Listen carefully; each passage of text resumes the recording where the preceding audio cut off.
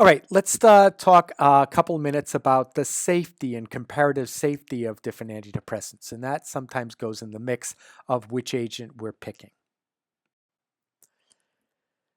So, as clinicians, I think we think about what are some of the common adverse effects for the SSRIs and SNRIs that we use in practice. And, the most common one patients will talk about is a loss of libido. That's probably the most common. You'll see at the bottom of this is also erectile dysfunction or delayed ejaculation. But loss of libido is the most common. And that's true for all the antidepressants we use, with the exception of bupropion. Some patients feel a little fatigue. Some of the antimuscarinic side effects you'll see kind of listed here as well. Some folks get a little sedated or have a little insomnia. So GI complaints pretty common, although the GI complaints often with most of these agents are short-lived, and once they're on the drug for a while, that kind of goes away.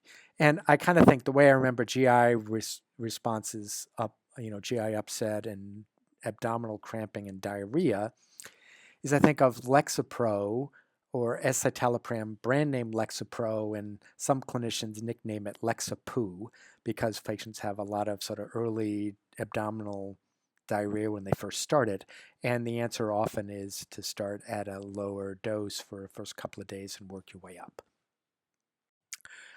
Of all the charts you're going to look at the antidepressants, I particularly like this chart because even though it's a busy chart, I think if you go back to this chart and use this to compare the different classes of agents, what their risks or benefits are, what the pros and cons are, that kind of helps you differentiate not only which class of drugs you want to consider for what you're treating, but also what are the comorbid or co-relational considerations that you may have as a clinician for the patient in front of you.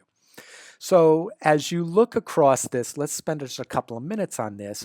So let's say you're thinking of giving someone an SSRI in the light blue on the top left. So some of the considerations you may are, is it antimuscarinic? Is it going to cause sedation? Is it going to cause insomnia or agitation? Is it going to cause orthostatic hypotension? Is it going to be a problem for QT prolongation? Is there GI side effects? Is there weight gain? Is there sexual dysfunction? How much is it going to cost somebody? And then is there something else that's sort of unique about that drug that's important to keep in mind? Okay, so escitalopram, citalopram, across the board, pretty reasonable. Sexual dysfunction, particularly loss in libido, pretty, I won't say universal, but close to universal. Similarly, fluoxetine, but fluoxetine a little more insomnia, and for paroxetine, a little more sedation. Paroxetine, the big issue is going to be pregnancy risk, as we alluded to. So woman of childbearing age, no paroxetine. Okay, that would be one you would want to avoid, and that's sort of in bold on the right-hand side. Okay, so you kind of get the gist there. As you go down, bupropion. Bupropion has the advantage of no sexual dysfunction. That's great. In fact, it may even help there. But it is norepinephrine. It's a little agitating for folks, so you want to be aware of that if they have anxiety as a state. That may not help that situation, and may be associated with some GI upset, so you want to keep your eye out for that. Trazodone, very sedating. Often, I think people will use low dose for insomnia, and that's the only reason they'll use trazodone. Mirtazapine, also sedating. You kind of want to keep an eye on mirtazapine.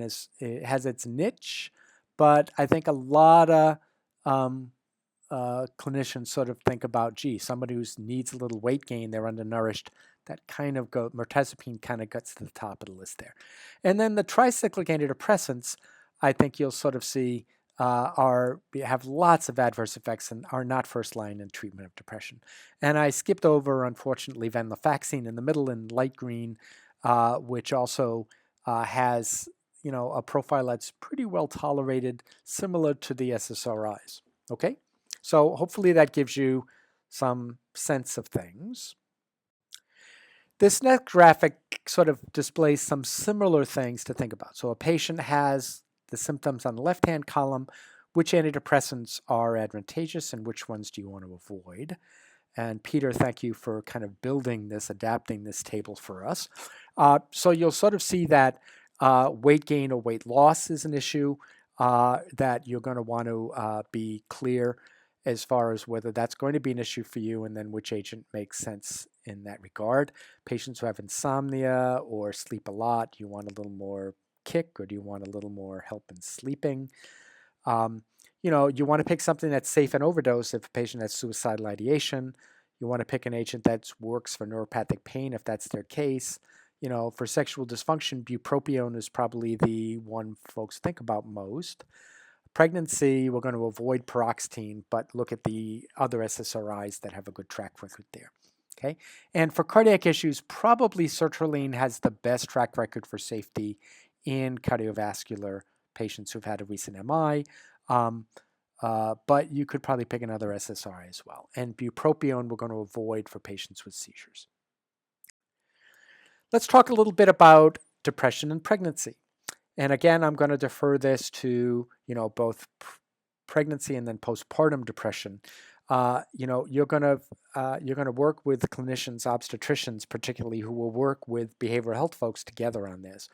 But I think it's important to recognize that despite the fact that any drug during pregnancy poses a risk for the developing fetus, not treating major depression in pregnancy is also risky. Particularly, risks are premature birth, low birth weight, and then fetal growth restriction patterns or complications postnatal. That the outcomes for women who are depressed who don't get management of the depression during their pregnancy pose a risk for less great perinatal care as far as diet and all the other things they should be doing. So important that we sort of address managing depression during pregnancy. And then postpartum, there's also concerns for how to manage postpartum depression, and usually the SSRIs are our first line therapy. So of the agents we avoid in pregnancy, Paxil is the one we avoid. The MAO inhibitors as well, we likely avoid. What's okay? Probably the SSRIs as long as it's not paroxetine, or the SNRIs, probably duloxetine or venlafaxine are probably okay. And as far as other things, bupropion with depression, smoking cessation, but not really a first line in pregnancy. And the tricyclics may be better for postpartum depression, but a lot of clinicians don't consider them really as a first line agent. Antidepressants in general, the guidelines and summary points listed in this now 6-year-old study in women pregnant and postpartum. I'll defer the summary points for you to read at your leisure. First one is that there are mixed results, and so you don't expect perfection here, but the relative information say that the antidepressants probably offer more benefit than risk. In general, none of the effects are, when they're negative, are particularly large, that patients should be informed by their clinicians of risks and benefits, and that all the non-pharmacologic things should be done. The other issue is stopping antidepressants during pregnancy may increase a relapse in the depression, which is also problematic. And this small study from 15 years ago suggested that. It's been pretty much largely supported in anecdotal and other data since then. Another consideration in practice is the degree to which the drugs we use in mental health affect QT prolongation. And here I'm sort of lumping all of the drugs that we use in behavioral health, both the antidepressants and other drugs, into this section of slides. So where these slides come from a table, and these are pretty much the same. I think this is a slightly older graphic, but it gives you the idea of pretty much where we stand even today. And I use the Credible Meds, which used to be known as the Arizona CERT, as the source for going to QT prolongation risk. And I encourage you to sort of consider getting access to this site, which you need a password, but it's free. And drugs that are known to cause Torsades de Pointes or risk for QT prolongation that are used in mental health, I'm going to go through a few of these. Certainly the antipsychotics can do that. Chlorpromazine, citalopram, the antidepressant, can do that. We also see droperidol, which is related to Haldol, haloperidol, used for nausea vomiting, can do that. Escitalopram, we alluded to, also can prolong QT. The antipsychotic Haldol, haloperidol does pretty significantly. And then there are a few other drugs for which, some of the antipsychotics that are used, not very commonly used, will find an issue here. But I think, so 3 of them that are listed here that really aren't widely used in the United States, or 4 of them, the rest of them on this page, not commonly used in the US these days, but can be a problem. And then the last of the groups here are some of the other antipsychotics as well, thioridazine, and also Zoloft can be an issue as well, Geodon.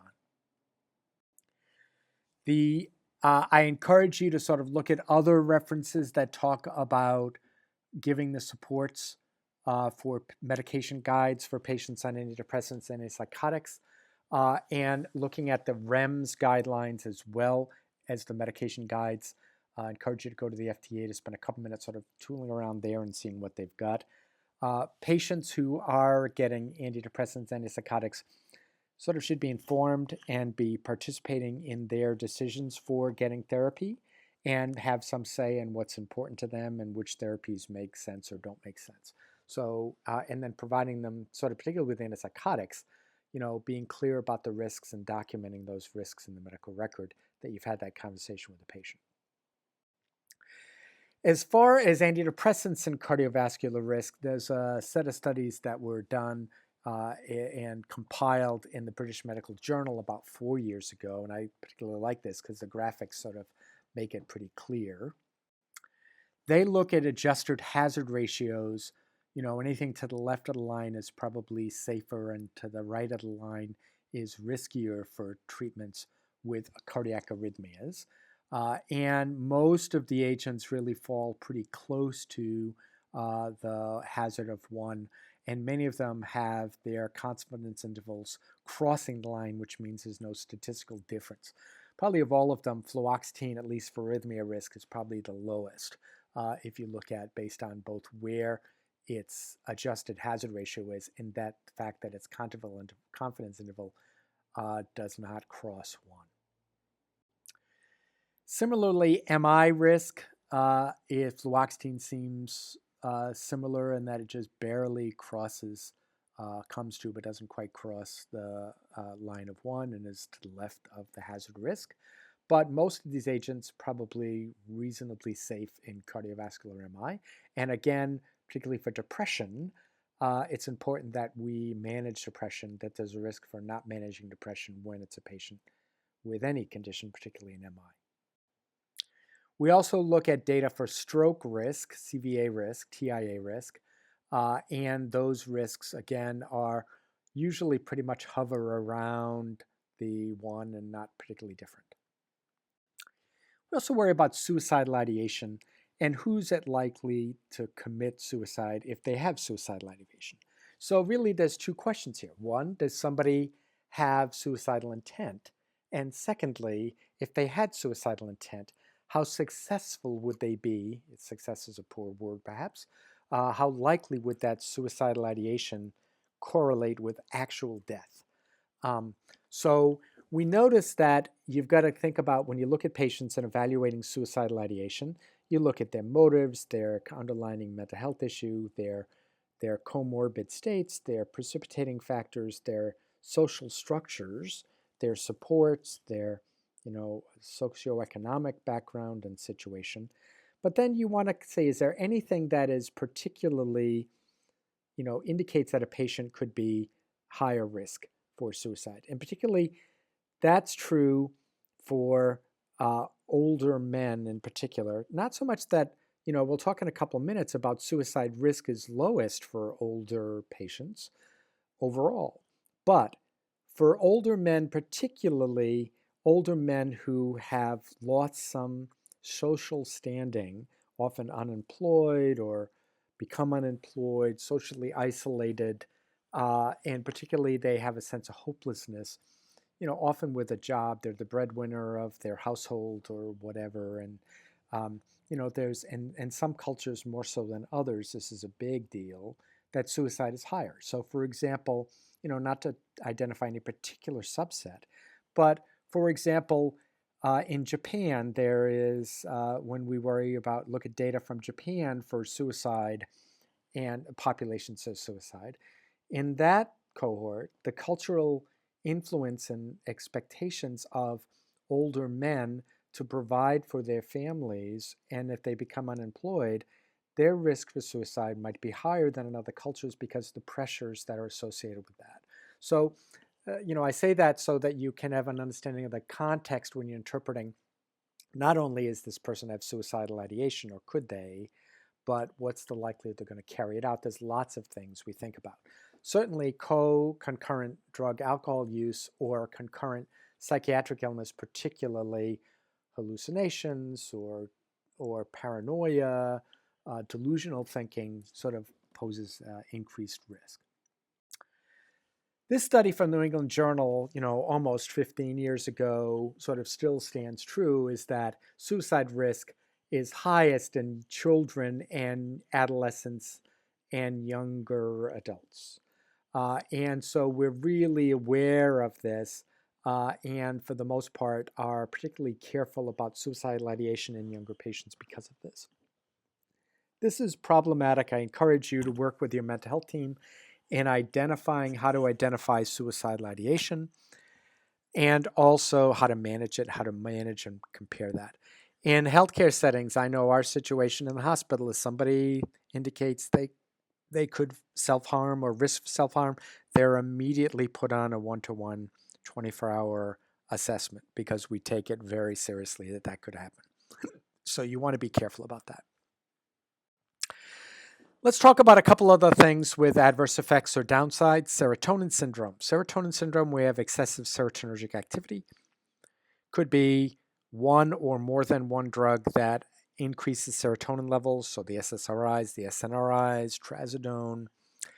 What you can see is a serotonergic state often with one of these things in red. Agitation, myoclonus, hyperreflexia, muscle rigidity, shivering, tremors, incoordination, fever, diarrhea. Often mental status changes as well. It often is correlated within hours or a day or two of adding a drug. It can be complicated by seizures, by disseminated and vascular coagulation, by hypothermia. It often looks like neuroleptic malignant syndrome or what we see sometimes with anesthetic gases, malignant hyperthermia, high temperature, muscle rigidity. So these three kind of look a lot alike. And it's seen in combination with the SSRIs and the SNRIs, or with any of those, with an MAO inhibitor or a tricyclic antidepressant, and typically adding on a sympathomimetic agent. And our management is primarily supportive, dantrolene. We may give a serotonin antagonist, and the antihistamine we sometimes used is cyproheptadine, which offers some benefit, not great, but we usually sort of throw it at the patient with serotonin syndrome in the hope that it's going to offer some benefit. So the presentation in serotonin syndrome often looks like this graphic, what we've alluded to. The risk is highest with the MAO inhibitors, but can be high with any of the other agents we've talked about that are listed here or in combination. Also, we haven't talked about headache and the management of migraine headache with the triptans. Sumatriptan and many others can pose a risk for serotonin syndrome, but particularly those in combination with any of these other serotonergic agents can be a risk. Next, talk about antidepressant withdrawal reactions, which we alluded to.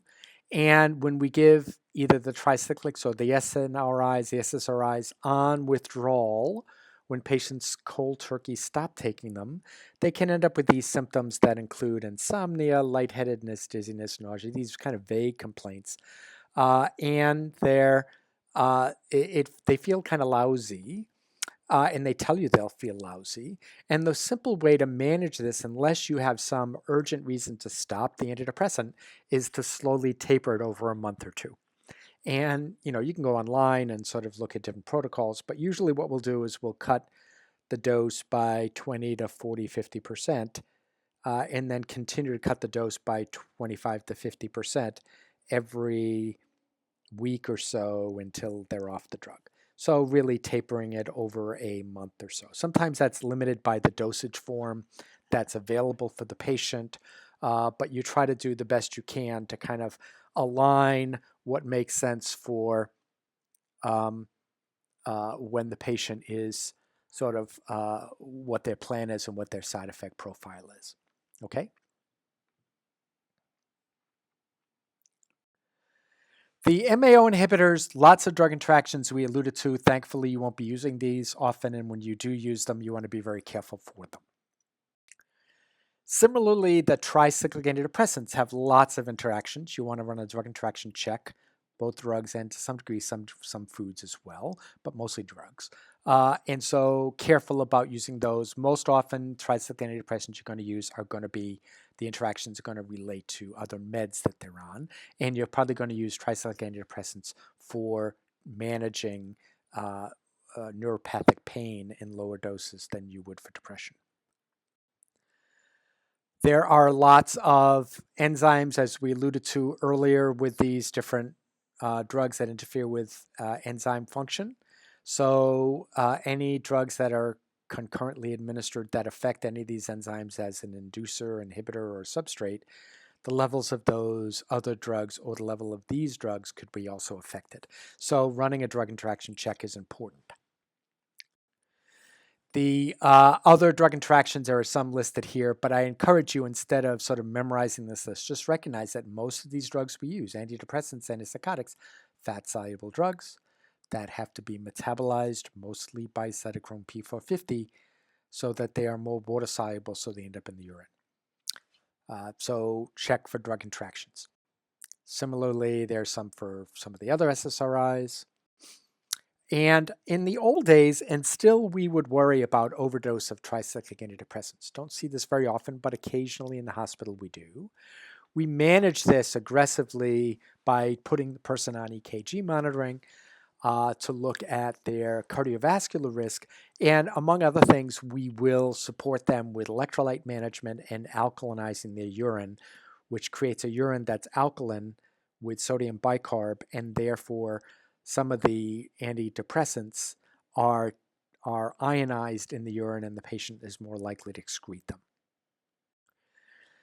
Let's kind of wrap up with the next 10 slides or so with sort of other issues with treating depression. Typically, you think of phases of initiation, adjusting, and monitoring for depression. These are all issues we think about as clinicians, so you want to be aware of them.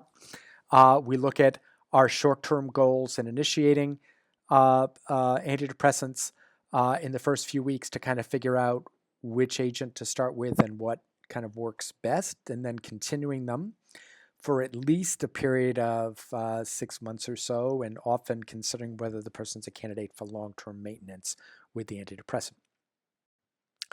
In trialing agents, we want to make sure that we give a full 6 to 8 weeks of a particular drug and a particular dose before we abandon that drug.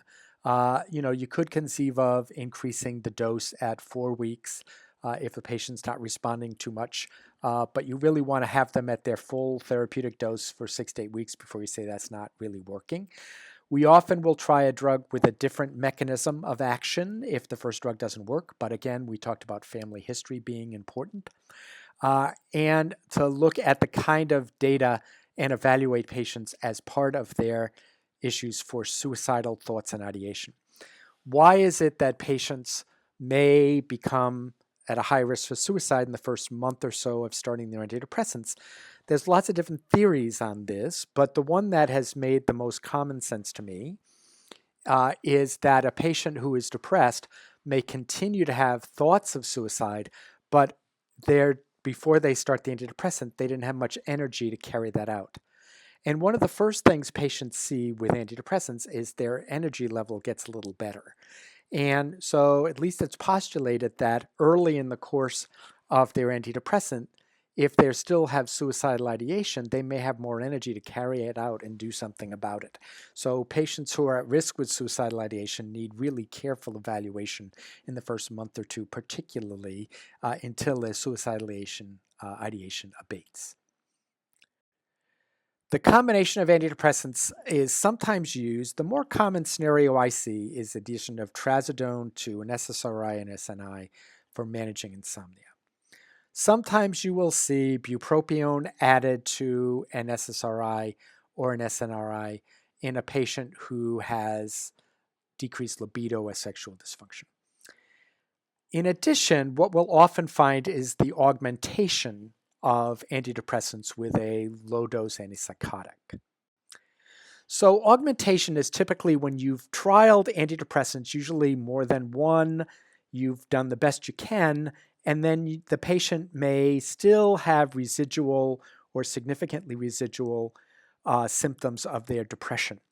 And so sometimes you'll find an antipsychotic that is added in low dose. The two that I see most often used are aripiprazole or Latuda. But there are others that have indications now for this as well.